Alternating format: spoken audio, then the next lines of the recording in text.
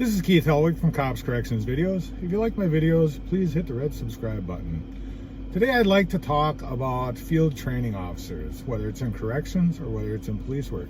Now, when I started in corrections, you didn't have field training officers at all. We had 6 weeks of classroom training, and we had 2 weeks of on-the-job training. We weren't assigned to a specific officer. However, there were officers that made good impressions. There were officers that made bad impressions. When I think of the training officers I had an elderly gentleman. His name was Carol. Now, Carol had been working for the state probably 8 years before I was born. We called him Pinky. He was as near to an albino as you could possibly be. He was a great guy. Taught me a lot. He didn't just throw me the keys, sit back and say, "Here you go, kid, run the place." On the other hand, I had another officer that I was training with. His first name was Caesar.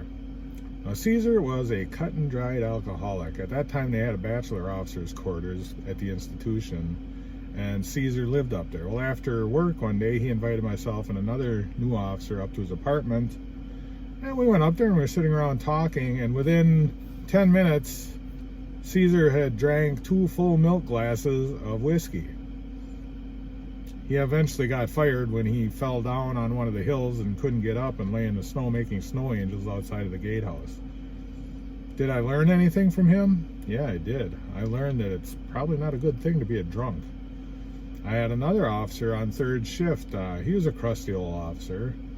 I'm not going to mention his name. He's since passed away, and out of respect for the dead, I won't mention his name. But when I went in, it was my first night on third shift training. And I went in, and I'll tell you, his first name was Leon. I went into Leon's unit, and the first thing he did was hand me the keys. And he said, "Count the keys, make sure you got the right number of keys on the key chit." He said, here's the logbook, read through the logbook, read through the policies and procedures. He left the office, and about 5 minutes later, he came back to the office, and he had a mattress. And he actually laid the mattress on the floor in the unit and told me, "Count is at midnight, the kitchen crew gets up at 5 a.m., wake me up at 4:50 so I can have coffee and eggs in the morning. Call into control center every half hour to let them know you're okay. Any problems, look in the book, don't bother me." And the guy went to sleep. Well, I was a new officer, so at 10 to 5, I woke him up so he could get his eggs made in the kitchen and he could get his cup of coffee and appear bright-eyed and bushy-tailed. Did I learn anything from him? Not really a lot. Not really a lot. I learned that there are some good people and there are some bad people. And it's the same way in police work. You're going to get unless they're a dedicated field training officer who've gone through specific ways to train people, you're going to get people who are going to be good. You're going to get people who are going to be bad. Now, I wasn't specifically trained as a training officer. However, when I worked for one of the other departments, I ended up training a lot of new people. Now, sometimes the training with new people can be a real challenge. I had one individual who will remain unnamed who basically, anytime I tried to tell him how to do something, he knew how to do it. I remember asking him, "What would you do right now we got called to a Chapter 51? A Chapter 51 is a mental placement." He said, I'd get the statements and I'd have the person put in a mental hospital. I said, "Well, there's more to it than that." And he said, "Well, I guess I'll figure that out when it comes." And I said, "No, I'm going to tell you how it goes." And I told him how it goes. Well, guess what? The first time he had a Chapter 51, he tried to take the guy straight to the mental hospital without following the procedures, and it caused quite a ruckus. So, a good field training officer, and I'm not saying I was the best training officer at all. I made mistakes. Everybody makes mistakes. But if you're a young rookie and you're with a field training officer, don't tell them you know how to do something when they ask you a question.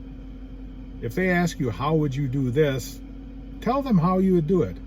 But then listen to their input when you're done. One of the things that Pinky taught me is you can learn as much from a good officer as you can from a bad officer. And he's absolutely right.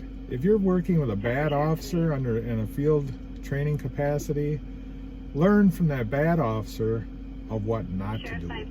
Learn from that bad officer what it takes to be a good officer. Take the good and bad from each of them and be your own officer. You can never copy somebody else and be the officer that they are. You have to come up with your own style. Don't be afraid to ask questions. Don't be afraid to give answers when they ask you. You're not expected to know everything when you first put on the uniform. Don't expect to know everything. Don't act like you know everything. Listen to your trainers, good trainers and bad trainers, and learn something from each of them. Until next time, this is Keith Heller from Cops Corrections Videos. Stay safe and watch your back.